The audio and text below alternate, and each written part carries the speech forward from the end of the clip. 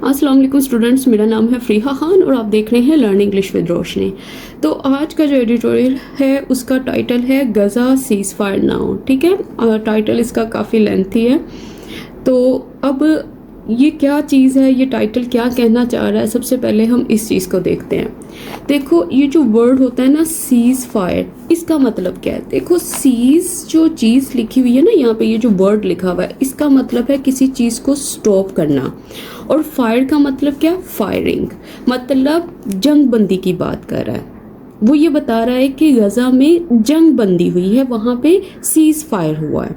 देखो, seize fire कहने के ना डिफरेंट वर्ड्स भी हैं। जैसे आपने देखा होगा ट्रूस का वर्ड भी यूज होता है बहुत ज़्यादा न्यूज़पेपर में। और इसके अलावा एक और वर्ड है जो कि है आर्मिस्टिस। आर्मिस्टिस जो है वो भी यही बात करता है, वो भी सीज़ फायर की बात करता है। ये भी उस अग्रीमेंट की बात करता है जिसमें दोनों जो कंट्रीज़ हैं वो ये डिसाइड कर लेती हैं कि अब वो एक दूसरे के ऊपर हमला नहीं करेंगी, अब उन्होंने जंगबंदी का ऐलान कर दिया है। तो ये होता है सीज़ फायर। ठीक है, अब ये सारा सीज़ फायर किस चीज़ के बारे में हमें टाइटल पढ़कर ही अंदाज़ा हो गया, ये गज़ा में सीज़ फायर की बात कर रहा है। अच्छा, इसके अलावा तो देखो इसका जो टाइटल है वही सफिशेंट है इस चीज़ को कन्वे करने के लिए कि ये एडिटोरियल जो है ये किस चीज़ के ऊपर बात कर रहा है। देखो, ये जो एडिटोरियल्स होते हैं ना, जो इस तरह के होते हैं, जैसे हमने कल कुछ दिन पहले ये जो दो लास्ट एडिटोरियल्स पढ़े हैं, ये सारे एडिटोरियल्स आई ओपनिंग है। ये हमारी आंखें खोलते हैं, ये हमें बताते हैं कि वर्ल्ड में ये जो पावर है ये किस तरह से वर्क करती है, किस तरह से ये जो कंट्रीज़ हैं किसी चीज़ को देखकर खामोश रहती हैं और किस तरह से अपने इंटरेस्ट की बेस पे किसी चीज़ के लिए या किसी कंट्री के लिए वो खड़ी होती हैं। तो ये जो एडिटोरियल्स हैं इससे हमें इंग्लिश तो सीखने को मिलेगी। इसके अलावा ये हमें सेंसिटिव इश्यूज़ के बारे में बताते हैं। हमें बताते हैं कि ये जो सेंसिटिव इश्यूज़ हैं इनके ऊपर किस तरह से लिखा जाए या किस तरह से इस पर बात की जाए। तो चलें अब इसको स्टार्ट करते हैं। मैं इसको थोड़ा जूम कर लूँ। अब वो क्या कह रहा है, कहता है द सीज़ फायर, कहता है ये जो जंग बंदी है किसके दरमियान में, कहता है बिटवीन ईरान एंड इजराइल, इनके दरमियान में है। कहता मे हैव स्टॉप्ड, कहता हो सकता है उसने स्टॉप कर दिया हो, किसको, द कॉन्फ्लिक्ट, इस झगड़े को। अच्छा, किस चीज़ से स्टॉप किया हो, कहता from spiralling into a catastrophic regional war, ये चीज़ बनने से। देखो, ये जो वर्ड इसने यूज किया ना स्पाइरल इनटू, इसका मतलब क्या होता है, इसका मतलब होता है हालात का खराब होना, सिचुएशन का वर्स होना, उसका आउट ऑफ कंट्रोल होना। और किस चीज में, उसने कहा कैटास्ट्रोफिक रीजनल वॉर, मतलब उस जंग में जो कि कैटास्ट्रोफिक होगी, जो बहुत ही आप ये समझ लो तबाहकुन होगी, जो नुकसानदेह होगी। और ये जो वर्ड इसने यूज़ किया ना रीजनल वॉर, इसका मतलब क्या है, देखो इसका मतलब है कि ये वो वाली वॉर होगी जो सिर्फ टू कंट्रीज़ के दरमियान में नहीं होगी, बल्कि ये आसपास की जितनी भी कंट्रीज़ है उस तक भी फैल जाएगी। मतलब उस रीजन में जो भी आसपास की कंट्रीज़ हैं उसको भी इसमें इन्वॉल्व कर लेगी। ये वो वाली रीजनल वॉर होगी। तो अब आप ये याद रखना कि रीजनल वॉर के अंदर जो है वो टू कंट्रीज शामिल नहीं होती, बल्कि आसपास की कंट्रीज भी इन्वॉल्व होती हैं, वहाँ तक भी असर जाता है। अब आगे देखो, कहता नाउ अब सिमिलर डिप्लोमेटिक एफर्ट्स, मिलती जुलती ये जो डिप्लोमेटिक एफर्ट्स हैं, मतलब आप ये समझ लो वो वाली कोशिशें जिसमें सिचुएशन को, जो खराब सिचुएशन है उसको हल किया जा रहा है बातचीत के ज़रिए, डिस्कशन के ज़रिए। कहता आर नीडिड, उनकी ज़रूरत है। अच्छा, किस चीज़ के लिए ज़रूरत है, टू एंड ख़त्म करने के लिए इज़राइल्स ब्रूटल स्लॉटर, इज़राइल का ये जो ब्रूटल स्लॉटर है, मतलब ये जो उसका बेरहमी वाला कत्लेआम है। कहाँ, कहता इन गज़ा में। देखो, अब हमारा सेंटेंस कहाँ से स्टार्ट हुआ, यहाँ से लेकर यहाँ तक का। तो इसमें क्या बात कर रहा है, इसमें यही बात कर रहा है कि जो दुनिया है अब उसको ज़रूरत है पीसफुल डिस्कशन की, डिप्लोमेटिक एफर्ट्स की, ताकि वो इस चीज़ को एंड करते हैं जो कि हो रही है गज़ा में। ठीक है, अब आगे देखते हैं। कहता फॉर 12 डेज, मतलब 12 दिन तक, एवर सिंस का मतलब होता है जब से या उस वक्त से। अच्छा, किस वक्त से? कहता उस वक्त से जब इजराइल अटैक्ड ईरान, जब इजराइल ने अटैक किया था ईरान को। द वर्ल्ड वॉज ग्लूड, कि जो दुनिया थी वो ग्लूड थी। देखो इसका मतलब क्या है? इसका मतलब है जो दुनिया थी उसकी जो नजरें थी वो किसी चीज पर जमी हुई थी। अच्छा, किस चीज के ऊपर? टू द बैटल, कहता बैटल के ऊपर, जंग के ऊपर। फिर कोमा, कहता एज, क्योंकि एनी एक्सपेंशन इन हॉस्टिलिटीज, कहता कोई भी अगर एक्सपेंशन होती है। देखो एक्सपेंशन का मतलब क्या होता है? एक्सपेंशन का मतलब है किसी भी चीज का फैलाव होता है या कोई भी चीज इंक्रीज होती है किसी एरिया में। अब ये किस चीज़ की एक्सपेंशन की बात कर रहा है? ये हॉस्टिलिटीज़ की बात कर रहा है कि इन दुश्मनियों में अगर इंक्रीज होता है, ये अगर फैलती हैं। वुड हैव हैड, कहता ये रखता किस चीज़ को? कहता साइस्मिक इफेक्ट्स, ऐसे असरात को, मतलब ऐसे असरात जो पूरी दुनिया को हिला सकते हैं। On the global geopolitical and economic order, और जो असरात किसके ऊपर होने हैं? कहता इसके ऊपर और इसके ऊपर। अच्छा, अब हमारा सेंटेंस यहाँ से यहाँ तक है। देखो इसमें इसने बहुत सारी बातें की हैं। देखो सबसे पहले उसने ये कहा है कि जब इजराइल ने अटैक किया था ना ईरान पर 12 दिन पहले, कहता तब से क्या हुआ है कि जो दुनिया है ना वो जमी हुई है, उसकी नज़रें जमी हुई हैं इस बैटल के ऊपर। कहता क्योंकि ज़रा सा भी कोई भी एक्सपेंशन जो है हॉस्टिलिटीज़ में, दुश्मनियों में अगर ये होता तो इसका क्या असर पड़ना था? उसका ये असर पड़ना था। मतलब कि इसने वर्ल्ड पॉलिटिक्स को और इकोनॉमी को शेक करके रख देना था। वो ये बात कर रहा है, वो इस ऑर्डर की बात कर रहा है। अब इसकी वो कैप चेक कर लेते हैं। अच्छा देखो, सबसे पहले उसने कहा है, यहाँ पे यूज किया वर्ड हॉस्टिलिटीज। हॉस्टिलिटीज का मतलब क्या होता है? इसका मतलब होता है दुश्मनी है, अग्रेशन, ये चीज़ें सारी हॉस्टिलिटीज़ में आती हैं। और ये जो इसने यूज़ किया ना वुड हैव हैड, देखो अब इसका मतलब क्या है? इस स्ट्रक्चर का मतलब ये होता है कि ये काम हुआ नहीं है, कोई पर्सन पास्ट में खड़ा होकर ये वाली सिचुएशन को सोच रहा है और उसका इफ़ेक्ट हमें बता रहा है कि अगर ये वाली सिचुएशन तब होती तो तब ये वाला असर पड़ना था उसके ऊपर। तो ये होता है वुड हैव। और ये जो हैड नज़र आ रहा है ये असल में थर्ड फॉर्म यूज हुई है यहाँ पे।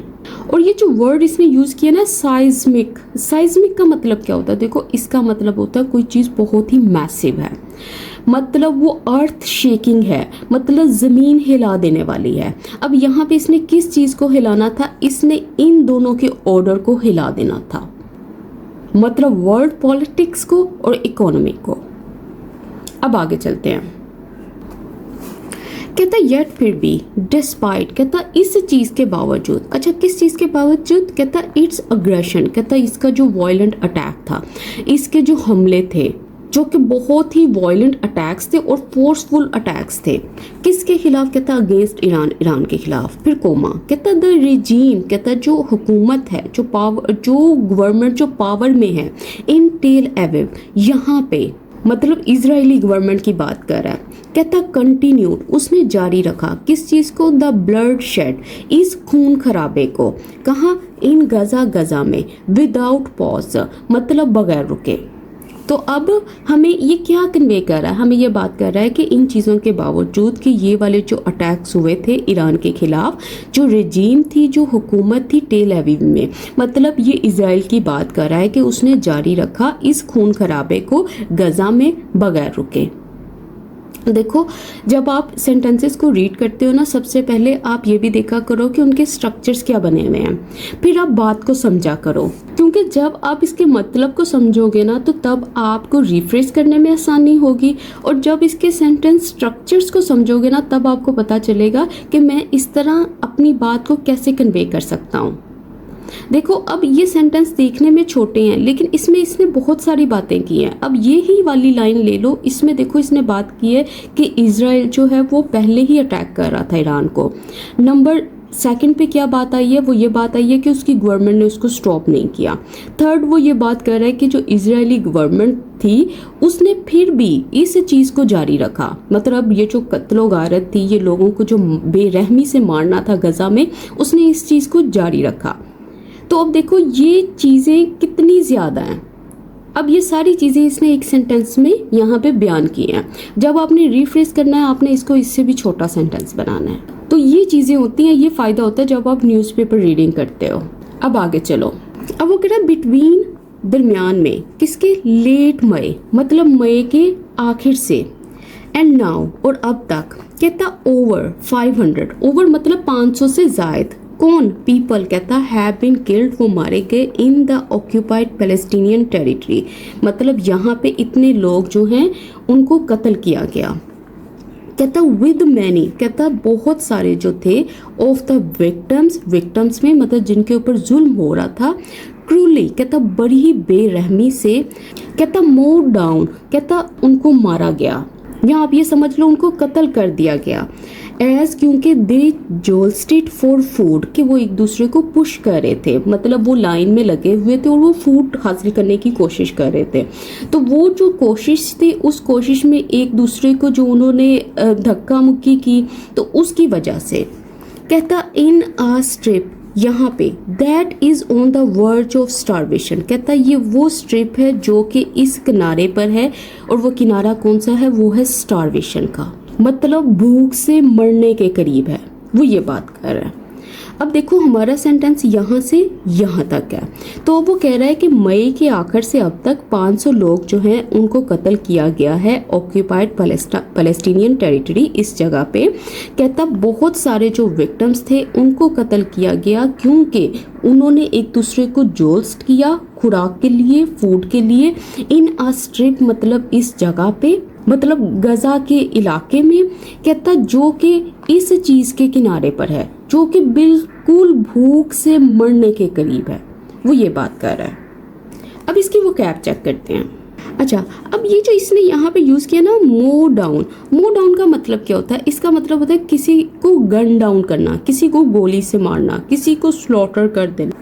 ऑन द वर्ज ऑफ का मतलब क्या, देखो इसके ऊपर एक मैंने शॉर्ट वीडियो कवर की थी, अगर आपने नहीं देखी तो उसको देख लें। इसका मतलब होता है किसी चीज के किनारे पर होना, किसी चीज के बिल्कुल पास होना, किसी चीज के बिल्कुल करीब होना। कहता एज मतलब जैसे या जिस तरह से, द स्पोक पर्सन, कहता है ये जो स्पोक पर्सन था, ये जो ऑफिशियल पर्सन था, किसके लिए, for the UN high commissioner for human rights, यहाँ के लिए, पुट इट, जैसा कि उसने कहा, उसने एक्सप्रेस किया, उसने अल्फाज में कहा या इसका इजहार किया, ये होता है पुट इट।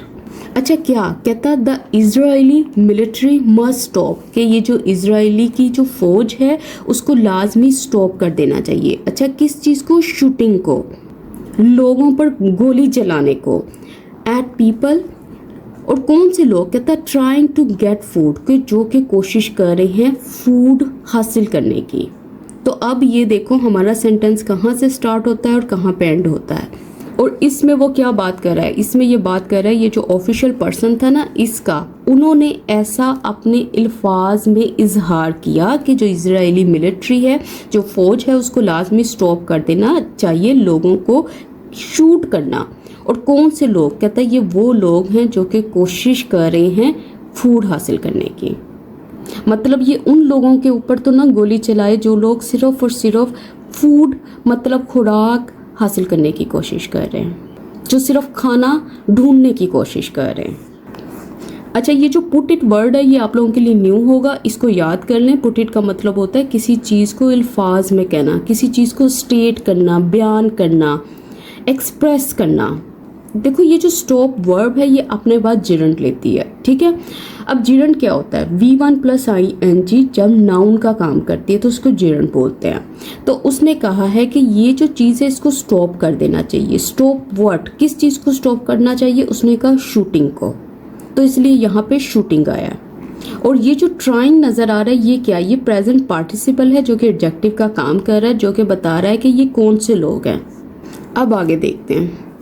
कहता वाइल स्पीकिंग, जब वो बात कर रहे थे एट द नेटो समिट, ये जो बहुत बड़ी मीटिंग थी यहाँ पे, in the Hague on Wednesday, इस जगह पे, मतलब ये जो नीदरलैंड्स का जो शहर है वहाँ पे, कहता US president Donald Trump said, इन्होंने कहा देयर वॉज, वहाँ पे था ग्रेट प्रोग्रेस, कहता on a Gaza cease fire, कहता इसके ऊपर कोई पॉजिटिव थिंग्स हुई हैं, मतलब इस सिचुएशन को लेकर वहाँ पे काफ़ी इम्प्रूवमेंट हुई है, काफ़ी बेहतरी आई है। कहता वी मस्ट ग्रीट, कहता हमें ग्रीट करना चाहिए, हमें एक्सेप्ट करना चाहिए दिस प्रोनाउंसमेंट, इस ऐलान को कॉशियसली, बड़ी एहतियात के साथ। अच्छा अब देखो इसने यहाँ पे वर्ड यूज़ किया ग्रीड। देखो ये जो ग्रीड वर्ड है इसका मतलब क्या है। देखो अक्सर आप ये कहते हो ना कि फलां पर्सन ने दूसरे पर्सन को ग्रीट किया, मतलब जब आप किसी को मिलते हो तो ये जो आप हेलो हाय या अस्सलाम वालेकुम कहते हैं, ठीक है। और ये जो दूसरा ग्रीड होता है ना, इसका मतलब होता है कि लोग किसी बात पर कैसे रिएक्ट करते हैं या उसको कैसे महसूस करते हैं। जैसे एक सेंटेंस देखो कि the news was greeted with sadness, मतलब लोग उदास हो गए जब उन्होंने ये खबर सुनी, मतलब लोगों ने इस न्यूज को सुनने के बाद कैसे रिएक्ट किया, सैडनेस के साथ रिएक्ट किया। तो यहाँ पे वो यही बात कर रहा है कि आपने इस न्यूज को सुनने के बाद आपने बड़ी एहतियात से काम लेना है। अब जल्दी से इसकी वो कैप चेक कर लेते हैं। देखो समिट का मतलब क्या होता है, इसका मतलब होता है मीटिंग, कॉन्फ्रेंस, उनका जो इजलास था, जो मीटिंग थी, जो मुलाकात थी या ऑफिशियल डिस्कशन थी। अच्छा प्रोग्रेस हुई मतलब उसमें एडवांसमेंट आई, उसमें वो बात थोड़ी सी आगे बढ़ी, उसमें इम्प्रूवमेंट हुई, उसमें डेवलपमेंट हुई। और प्रोनाउंसमेंट का मतलब होता है स्टेटमेंट, उनका जो बयान था, उनकी जो डिक्लेरेशन थी, उनकी जो अनाउंसमेंट थी। और कॉशियसली का मतलब होता है केयरफुली, स्केप्टिकली मतलब शक के साथ उसे लो, उसके फौरन उस पर एतबार ना कर लो कि जो उसने बात कही है वो सही है, क्योंकि ये बातें किसके मुंह से निकल कर आई हैं, डोनाल्ड ट्रंप के। और इसके ऊपर हमने काफ़ी एडिटोरियल्स कवर किए हैं जहाँ पे हमने यू टर्न्स की भी बात की है। अब आगे देखो, कहता आफ्टर ऑल, मतलब कहता आखिरकार या आखिर को देखा जाए तो, मतलब इन द एंड। कहता there have been several false hope, कहता वहाँ पे बहुत सारी झूठी उम्मीदें थी। कहता सिंस, उस वक़्त से, किस वक़्त से, कहता जब से इजराइल बिगन, जब से इसने शुरू किया इट्स असॉल्ट, अपने हमले को ऑन गजा, गजा पे, आफ्टर कहता कब, अक्टूबर 7, इसके बाद। कहता with all chances of peace dashed by the Zionist regime's belligerence and barbarity. अच्छा अब ये थोड़ा सा लेंथी है, ये आगे इसको ब्रेक करते हैं। कहता विद ऑल चांसेस, कहता जितनी भी पॉसिबिलिटीज़ थी, जितने भी इम्कानात थे, किस चीज़ के, पीस के, अमन के, कहता उनको डैश्ड किया गया, उनको डिस्ट्रॉय किया गया, उनको तबाह कर दिया गया, उनको रूइन कर दिया गया। किसके ज़रिए, कहता ज़ायनिस्ट रिजीम की इस चीज़ों की वजह से। बेलिजरेंस का मतलब क्या होता है, इसका है उनका जो लड़ाई वाला जो जज्बा है, ये जो इनका झगड़ालू किस्म का जो इनका रवैया है। और बार्बरिटी मतलब ये जो इनकी शिद्दत पसंदी है, ये जो इनका जुल्म है। कहता इसकी वजह से ये जितने चांसेस थे वो डैश्ड हो गए। अब जल्दी से इसकी वोकैब चेक कर लेते हैं। देखो असॉल्ट का मतलब क्या होता है, असॉल्ट का मतलब होता है अटैक, इन्वेजन भी बोलते हैं, अग्रेशन भी बोलते हैं, ठीक है, हमले को। और इसके अलावा इसने क्या यूज़ किया वर्ड डैश। डैश करने का मतलब होता है किसी चीज़ को डिस्ट्रॉय कर देना, उसको क्रश कर देना, उसको तबाह कर देना, उसको ख़त्म कर देना, उसको शटर कर देना। बेलिजरेंस का मतलब होता है हॉस्टिलिटी, अग्रेशन। और बार्बरिटी का मतलब होता है क्रूअलिटी, ब्रूटैलिटी। अब आगे देखो, कहता अंडर द कवर ऑफ, कहता इसका बहाना बना के या इसका नाम लेके। अच्छा किस चीज़ के लिए, कहता गोइंग आफ्टर, कि वो पीछा कर रहे हैं हमास का, कोमा, कहता कौन सा हमास, कहता विच लॉन्च, कहता जिसने शुरुआत की थी, कहता ब्लिट्सक्रीग, इस चीज़ की। ब्लिट्सक्रीग क्या होता है, देखो ब्लिट्सक्रीग का मतलब होता है ये जो इनका अचानक से तेज़ी वाला जो हमला था, जो बिजली की तरह था, कहता ऑन इजराइल, इजराइल के ऊपर 7 अक्टूबर को कहता टेल एविव हैज़ अनलिश्ड, जो टेल एविव है वो अनलिश कर चुका है, वो स्टार्ट कर चुका है, बिगिन कर चुका है अ कैंपेन, एक कैंपेन को, एक मुहिम को। अच्छा, किस चीज़ की मुहिम को? कहता ऑफ एथनिक क्लिनजिंग, इस चीज़ की, इन गज़ा, गज़ा में, टू कलेक्टिवली पनिश, मतलब सबको पनिश करने के लिए, मतलब पूरी कौम को सज़ा देने के लिए या इज्तमाई सज़ा देने के लिए। किसको? पैलेस्टीनियन पीपल, इन लोगों को। अब हमारा सेंटेंस यहाँ से यहाँ तक है। देखो इसमें स्टार्ट बहुत अच्छा लिया है। उसने कहा है कि इस चीज़ का बहाना बनाते हुए कि वो हमास के पीछे जा रहे हैं, और हमास कौन है इसके लिए उसने बताया कि जिसने शुरू किया था एक तेज़ी वाला अटैक इजराइल के ऊपर 7 अक्टूबर को। और उसके बाद क्या हुआ? उसने कहा टेल एविव जो था वो अनलिश कर चुका है इस कैंपेन को, और ये मुहिम क्या है? ये एथनिक क्लिनजिंग की मुहिम है, और ये कहाँ है? ये गज़ा में है। अच्छा, क्यों स्टार्ट किया था? कहता कलेक्टिवली पनिश, मतलब सबको सजा देने के लिए। किनको सजा देनी थी? पैलेस्टीनियन पीपल, इन लोगों को। अब जल्दी से इसकी वो कैप चेक कर लेते हैं। देखो ये जो इस तरह की फ्रेजेस होती है ना, अंडर द कवर ऑफ, और ये जो पीछे भी हमने काफ़ी दिखी हैं, इनको आप ना नोट कर लिया करें, ये आपकी राइटिंग को बहुत अच्छा बनाती हैं। अंडर द कवर ऑफ का मतलब होता है किसी का नाम लेकर, किसी का बहाना करके, ठीक है। इन द नेम ऑफ भी कह सकते हो आप, या यूजिंग द एक्सक्यूज ऑफ भी कह सकते हो कि इनका एक्सक्यूज यूज़ करते हुए, इनका बहाना बनाते हुए। और ये जो इसने वर्ड यूज़ किया ना ब्लिट्स क्रीक, इसका मतलब क्या? इसका मतलब होता है सडन अटैक, अचानक से हमला। देखो अनलिश वर्ड बहुत दफ़ा यूज़ हुआ है। अनलिश का मतलब होता है किसी चीज़ को बिगिन कर देना, किसी चीज़ को रिलीज़ कर देना, ट्रिगर कर देना, कि मतलब एक दफ़ा वो स्टार्ट हो गई है ना तो उसको रोकना बहुत मुश्किल है। एथनिक क्लिनजिंग क्या होती है आप सबको पता है, ये जेनोसाइड की बात कर रहा है, नस्ली कत्लेआम की बात कर रहा है। और इसमें क्या कलेक्टिव पनिश का मतलब क्या होता है? देखो इसका मतलब होता है, आप ये समझ लो कि जैसे क्लास में एक बच्चा शोर कर रहा था या 10 बच्चे शोर कर रहे थे, तो जो टीचर आई है उसने क्या किया? उसने पूरी क्लास को सजा दे दी उन 10 बच्चों की वजह से। तो ये होता है कलेक्टिव पनिश। अब आगे चलते हैं। अब वो कह रहे हैं इजराइल्स वेस्टर्न सपोर्टर्स, कहता उसके जो ये वाले सपोर्टर्स हैं जो इसके हमायती हैं, कहता who have shed crocodile tears, कहता जिन्होंने ये दिखावे के आंसू बहाए, जिन्होंने झूठी हमदर्दी दिखाई, किसके लिए? फॉर ईरान पीपल, ईरान के लोगों के लिए, एंड द रिप्रेशन, और इस चीज़ के लिए। रिप्रेशन का मतलब होता है जुल्म, किसी के ऊपर दबाव डाला जा रहा है, किसी को बहुत बुरी तरह से कंट्रोल किया जा रहा है। मतलब ये रिप्रेशन असल में क्यों यूज़ किया? उनको ऐसे लगता है कि जो ईरान की गवर्नमेंट है वो लोगों को बहुत उन पे दबाव डालती है, उनको उनके ऊपर बहुत सख्ती करती है। कहता है रियल एंड इमेजिन, कहता हो सकता है उसमें रियल भी हो और इमेजिन भी हो, मतलब खुद से सोची हुई बातें भी हों, सिर्फ एवी झूठी बातें भी हों। कहता दे हैव सफ़र्ड, कहता जो कि वो सफ़र कर चुके हैं, सह चुके हैं, अंडर देयर रूलर्स, मतलब अपनी हुकूमत के नीचे।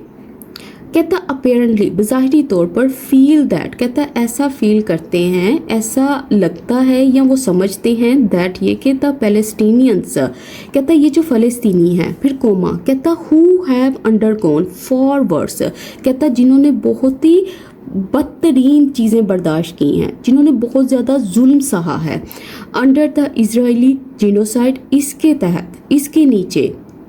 कहता आर अनवर्दी, कहता वो अनवर्दी हैं, मतलब वो इसके लायक नहीं है। किस चीज़ के? उसने कहा ऑफ सिंपैथी, हमदर्दी के। कहता द हिपोक्रेसी इज़ एस्टाउंडिंग, कहता ये जो हिपोक्रेसी है, ये जो मुनाफकत है, ये एस्टाउंडिंग है, ये बहुत ही शॉकिंग है। देखो अब ये जो सेंटेंस है ना, इसने बहुत सारी बातें की हैं, उनको मैं छोटा छोटा करके आपको बताती हूँ। देखो सबसे पहले इसने ये बात की है इजराइल्स वेस्टर्न सपोर्टर्स के, मतलब जो वेस्टर्न कंट्रीज़ हैं जो इजराइल को सपोर्ट करती हैं, इनके बारे में इसने बात की है। इसने कहा ये जो कंट्रीज़ हैं ये ऐसे एक्ट कर रही हैं जैसे वो ईरानियन लोगों की बड़ी केयर करती हैं, वो ये बातें खड़ी कर रही हैं कि जी ईरान की गवर्नमेंट जो है वो बहुत क्रूल रही है उनके लिए, वो बहुत जुल्म करती रही है उनके लिए। कहता लेकिन जब फ़लस्तीन की बात आती है तब इनको कोई फ़िक्र नहीं है। हालांकि कहता ये फ़लस्तीनी वो लोग हैं जिन्होंने बहुत ही बदतरीन चीज़ें देखी हैं, इजराइल जो है उनको मार रहा है, उनको डिस्ट्रॉय कर रहा है। कहता ये जो वेस्टर्न कंट्रीज़ हैं इनके दिलों में इन लोगों के लिए कोई सिंपैथी नहीं है, कोई हमदर्दी नहीं है। तो इसलिए उसने कहा ये जो हिपोक्रेसी है, ये जो मुनाफकत है, ये बहुत ही शॉकिंग है, ये हैरान कर देने वाली है कि ये सब चीज़ें हो रही हैं तब आप चुप बैठे हो, और जब ये हुआ है तब आपने शेड किया क्रोकोडाइल टीयर्स को। कहता ऑन ट्यूसडे, मंगल वाले दिन, mister Trump expressed, mister Trump जो है वो एक्सप्रेस कर चुके, इजहार कर चुके हैं। अच्छा, किस चीज़ का? कहता हिज अनोयंस, उनका जो गुस्सा था, उसका जो एंगर था, उसकी जो नाराज़गी थी, किसके साथ? विद इज़राइल, इज़राइल के साथ। कहता यूजिंग 4 लेटर वर्ड्स। अच्छा, ये जो इसने यूज़ किया ना 4 लेटर वर्ड्स, इसका मतलब क्या होता है? देखो, इसका मतलब आप ये समझ लो, किसी को एब्यूसिव लैंग्वेज किसी के लिए यूज़ करना, या किसी के लिए बहुत ही गुस्से वाले अल्फाज यूज़ करना, ठीक है। कहता फॉर वायलेटिंग, कि उन्होंने खिलाफ वर्जी की, किसकी? द सीज़फायर की, और सीज़फायर किसके साथ था? विद ईरान के साथ। तो अब वो ये बात कर रहा है, मंगल वाले दिन मिस्टर ट्रम्प जो है वो इजहार कर चुके हैं अपनी नाराज़गी का इजराइल के साथ, इस्तेमाल करते हुए ये वाले वर्ड्स। कहता किस लिए? कहता उन्होंने वायलेट किया था, उन्होंने खिलाफ वर्जी की थी सीज़फायर की, और किसके साथ थी ये सीज़फायर? उसने कहा ईरान के साथ। देखो, ये जो 4 लेटर वर्ड्स है ना, इसको असल में आप कर्सिस भी बोल सकते हो, किसी को गालियां देना या किसी के लिए बुरे अल्फाज यूज़ करना। कहता ही मस्ट एक्सप्रेसेस, कहता उसे लाजमी एक्सप्रेस करना चाहिए, इजहार करना चाहिए, बयान करना चाहिए। सिमिलर, कहता इसी तरह का आउटरेज, गुस्सा। कहता किसके ऊपर? Over what is ट्रांसपायरिंग in Gaza, कहता जो चीज़ हो रही है गजा में, इस चीज़ के ऊपर इसको भी ऐसे रिएक्ट करना चाहिए। टू हिज फ्रेंड्स, कहता ये जो इसके दोस्त हैं इन टेल एविव, यहाँ पे। तो अब वो ये बात कह रहा है, कहता कि यहाँ पे तो उसने इस तरह के वर्ड्स यूज़ किए हैं, तो जो चीज़ें इस यहाँ हो रही हैं, गजा में हो रही हैं, कहता उसके लिए भी इसको अपने दोस्तों के लिए ऐसे वर्ड्स यूज़ करने चाहिए, ऐसा ही गुस्सा दिखाना चाहिए। अच्छा, देखो, ये आउटरीच वर्ड जो है ना, इसका मतलब होता है उसका गुस्सा, उसकी नाराज़गी। और ट्रांसपायर होने का मतलब क्या? देखो, अगर कोई चीज़ ट्रांसपायर हो रही है तो इसका मतलब वो हैपन हो रही है, वो अकर हो रही है, वो टेक प्लेस कर रही है। और ये जो फ्रेंड्स हैं, फ्रेंड्स का मतलब क्या है? उसके जो अलाइज हैं, उसके जो सपोर्टर्स हैं, उसके जो पार्टनर्स हैं। कहता एज, जैसा कि the Iran Israel ceasefire has shown, कहता जैसा कि इनकी जो सीज़फायर है वो दिखा चुकी है। When America puts it's foot down, कहता जब जो अमेरिका है वो दबाव डालता है, कहता it is difficult for Israel, तो कहता ये बहुत ही मुश्किल हो जाता है इजराइल के लिए टू से कहना नो। तो देखो, अब वो बता रहा है कि अमेरिका सपोर्ट कर रहा है किसको? इजराइल को। कहता इजराइल जो है वो अमेरिका की बात मानता है। कहता जिस तरह से हमने ये पीछे उसने चीज़ें एक्सप्लेन की हैं, तो इसका मतलब है वो ये कह रहा है कि जैसा कि ईरान इजराइल सीज़ फायर ने दिखाया है कि जब अमेरिका अपना दबाव डालता है तो ये मुश्किल हो जाता है इजराइल के लिए ना बोलना, मतलब नो कहना, उसको रिफ्यूज़ करना। और ये जो चीज़ है ना, पुट इट्स फुट डाउन, इसका मतलब होता है अपनी पावर दिखाना, किसी के ऊपर दबाव डालना, किसी को लेकर सख्त रवैया इख्तियार करना। अब वो कह रहे थे ईरान ट्रूस, कहता है ये जो ईरान का सीज़ फायर है, दो वेलकम, कहता अगरचे ये वेलकम है, ये अच्छी चीज़ है कि ये हुआ है। कहता वॉज अपेरेंटली, कहता बज़ाहिरी तौर पर फास्ट ट्रैक्ड, कहता ये बहुत तेज़ी से हुआ, ये फास्ट ट्रैक्ड था, मतलब ऐसा लग रहा है कि ये वाला जो काम था ये बहुत तेज़ी से किया गया। बिकॉज कहता क्योंकि the global community was alarmed, कि जो ग्लोबल कम्युनिटी थी वो अलार्म्ड थी, वो वरीड थी। अच्छा, किस चीज़ को लेकर? कहता आफ्टर, उसके बाद द इरानियंस थ्रेटन्ड, कि जब इरानियंस जो थे उन्होंने धमकी दी the closure of the strait of Hormuz, इस चीज़ को बंद करने के लिए। कहता फॉलोइंग, किसके बाद? द यूएस अटैक, जब यूएस ने अटैक किया, या यूएस का जो अटैक था ऑन देयर न्यूक्लियर फैसिलिटीज़, इनके ऊपर। तो देखो, अब इसमें वो क्या बात कर रहा है, ये रियलिटी बता रहा है। वो कह रहा है जो ईरान का ट्रूस था, कहता अगरचे ये अच्छी चीज़ है, लेकिन बज़ाहिरी तौर पर ये बहुत तेज़ी से हुआ, ये बहुत ही फास्ट ट्रैक था। क्यों हुआ क्यों फास्ट ट्रैक था? उसने कहा क्योंकि जो ग्लोबल कम्युनिटी थी ना, वो अलार्म्ड थी, वो वरीड थी, जब ईरानियंस ने ये धमकी दी कि वो इस चीज़ को, इस रास्ते को बंद कर देंगे। और कब उन्होंने धमकी दी? कहता जब यूएस अटैक हुआ था उनकी न्यूक्लियर फैसिलिटीज़ के ऊपर। तो तब कहता इस चीज़ को लेकर असल में ये वर्डिट थे, इसलिए इन्होंने ये सारा काम इतनी जल्दी में किया। अब देखो यहाँ पे इसने वर्ड यूज़ किया ट्रूस, मतलब सीज फायर की बात कर रहा है, पीस अग्रीमेंट की बात कर रहा है, आर्मिस्टिस की बात कर रहा है। अच्छा, फास्ट ट्रैक का मतलब क्या है? कोई चीज़ जो है वो बहुत रश्ड में हुई है, जल्दी हुई है, जो बहुत तेज़ी से हुई है। और इसमें क्या देखने वाला है? और इसमें कोई देखने वाला नहीं। ये फॉलोइंग जो है ये प्रपोजिशन है। कह रहा है वर्ल्ड लीडर्स प्राइमरी फियर, कहता है जो दुनिया के बड़े बड़े लीडर थे ना, उनका जो मेन फियर था, डर था, वो क्या था? Was the devastating impact. ये वाला जो इम्पैक्ट था जो कि बहुत ही डेवस्टेटिंग था, जो तबाहकुन था, जो बहुत बड़ा नुकसान था। कहता द ब्लॉकेट वुड हैव, कहता जो कि ये ब्लॉकेट रखता, मतलब ये जो ब्लॉकेट, ये जो इन्होंने रास्ता बंद करना था, जो ये वाला जो इम्पैक्ट रखता किसके ऊपर? ऑन द ग्लोबल इकोनॉमी, इसके ऊपर। कहता असल में ये चीज़ थी ना जिसकी वजह से ये सारी चीज़ें इतनी तेज़ी से हुई, लोग थोड़ी थे। अच्छा, डेविस्टेटिंग का मतलब होता है डिस्ट्रक्टिव, डैमेजिंग, जो चीज़ तबाहकुन हो। और फियर का वर्ड इसने यूज़ किया, वरना ये कंसर्न का वर्ड बहुत ज़्यादा यूज़ करता है, ठीक है। और ब्लॉकेट का मतलब होता है किसी चीज़ की नाकाबंदी, किसी चीज़ को बंद कर देना, ऑब्स्ट्रक्शन को बोलते हैं, क्लोजर को बोलते हैं। कहता है येट फिर भी वाइल इकोनॉमिक स्टेबिलिटी, कहता है जो इकोनॉमिक स्टेबिलिटी है ना, उसका सिक्योर होना या उसका मजबूत होना इज़ सैक्रोसेंट, कहता है ये मुकद्दस है, कहता है ये जो चीज़ है ये बहुत अहम है। टू द ग्लोबल एलीट, इनके लिए, मतलब ये जो दुनिया के अमीर और ताकतवर क्लास है, ये जो लोग हैं उनके लिए। कहता है starving and butchered Palestinian children, कहता है ये जो भूख से जो मर रहे हैं और जो बुचर्ड पैलेस्टीनियंस हैं, मतलब जिनको इन्होंने बेरहमी से कत्ल किया, कहता है ये वाले जो बच्चे हैं do not raise much concern, कहता है ये ज़्यादा रेज नहीं करते कंसर्न को, मतलब ये जो चीज़ें हैं ये लोगों को वरी नहीं करती, ये उनके अंदर घबराहट नहीं पैदा करती। तो वो ये बात कर रहा है।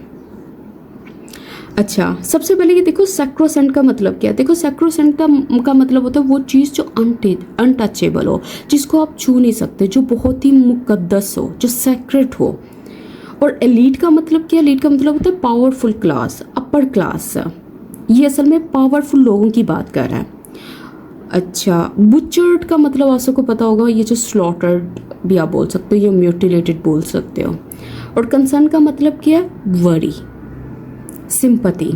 कहता this inhumanity must end now, कहता ये जो इनह्यूमैनिटी है ना, ये जो बेरहमी वाला रवैया, इसको लाजमी एंड हो जाना चाहिए। Mister Trump and other western state must prevail upon Israel to end the genocide in Gaza, कहता मिस्टर ट्रम्प और दूसरी वेस्टर्न स्टेट जो हैं उनको प्रिवेल करना चाहिए, मतलब उनको दबाव डालना चाहिए या उसको राज़ी करना चाहिए। किसको? इजराइल को, कि वो एंड कर दे इस कत्लो गारत को गजा में। अच्छा देखो, ये जो वर्ड इसने यूज़ किया ना प्रिवेल अपॉन, इसका मतलब होता है किसी को परसुएट करना, किसी को मनाना, किसी पे प्रेशर डालना। And after a long term seize fire, कहता कि जब एक तवील मुद्दत की ये जो जंग बंदी है जो शुरू हो, टेक्स इफेक्ट, मतलब जब वो ये स्टार्ट हो, कहता दोज रिस्पॉन्सिबल, कहता वो लोग जो जिम्मेदार है इन टेल एविव, इसमें फॉर द क्राइम्स, उन क्राइम्स के लिए कमिटेड जो इन्होंने किए in the occupied territories must face justice, मतलब उनको कानूनी तौर पर सज़ा मिलनी चाहिए। अच्छा, अब ये एंड कैसे कर रहा है अपने इस सारे एडिटोरियल को? देखो वो अब कह रहा है कि अगर ये सीज़ फायर जो है ना ये स्टार्ट हो जाता है, और ये कैसा सीज़ फायर होगा? कहता है जो कि लॉन्ग टर्म होगा, जो लंबे अरसे तक चलेगा। तो फिर क्या होगा? तो कहता कि वो लोग जो रिस्पॉन्सिबल थे, जो जिम्मेदार थे, किस चीज़ के लिए? क्राइम्स के लिए। कौन से क्राइम्स? कहता जो उन्होंने किए थे यहाँ पे ऑक्यूपाइड टेरिटरीज में, मतलब गजा में, कहता उनको लाजमी फेस करना चाहिए जस्टिस को, मतलब उन्हें इंसाफ का सामना करना चाहिए। वो ये बात कर रहा है और इसके ऊपर अपना एडिटोरियल जो है वो एंड कर रहा है। तो इसके साथ ही आज का एडिटोरियल कंप्लीट होता है। तो देखो ये एडिटोरियल मैंने आज सेलेक्ट क्यों किया, इसके पीछे एक रीज़न था। रीज़न ये है कि मुझे ये एडिटोरियल थोड़ा इजी लगा, ठीक है। मुझे लगा कि ये एडिटोरियल इजी है, इससे सेंटेंसेस थोड़े शॉर्ट बने हुए हैं, स्टूडेंट्स को समझ आ सकती है कि क्या बात हो रही है। अब आपने क्या करना है? आपने ये करना है, इस सारे एडिटोरियल को आपने रिफ्रेश करना है। ये रीज़न था इस एडिटोरियल को सिलेक्ट करने का। अब आपने क्या करना है, आपने, और इस दफ़ा इस क्लास में मैं आपको ये बोलूँगी कि जो वोकैब उसने यहाँ पे यूज़ की है, जो स्ट्रक्चर्स यूज़ किए हैं, आप सेम स्ट्रक्चर्स यूज़ कर सकते हो, आप सेम वोकैब यहाँ से उठा सकते हो, लेकिन आपने इसको रिफ्रेश करना है। देखो ये एक्सरसाइज अब थोड़ी और होती जा रही है, आगे चलती जा रही है, क्योंकि पहले मैं आपको सेंटेंसेस देती थी, अब सेंटेंसेस को अभी कुछ देर के लिए रोको। जब इस तरह के एडिटोरियल्स आए जो ज़रा थोड़े इजी हों, जिसमें शॉर्ट सेंटेंसेस यूज़ हुए हों, तो ऐसे एडिटोरियल्स के ऊपर अपना हाथ सेट करो। अब आपने क्या करना है, इसको रिफ्रेश करना है। स्ट्रक्चर्स यहाँ से उठा सकते हो, वो कैब यहाँ से उठा सकते हो, लेकिन प्लीज़ इसको रिफ्रेश करो, अपने हाथ को इन चीज़ों के ऊपर सेट करो। तो अगर वीडियो अच्छी लगी हो तो कमेंट सेक्शन में अपना फीडबैक देना मत भूलिएगा, और इसके अलावा आपको ये एडिटोरियल कितना डिफ़िकल्ट लगा ये भी आपने मुझे बताना है। तो इसके साथ ही मुझे इजाज़त दें। अल्लाह हाफिज़।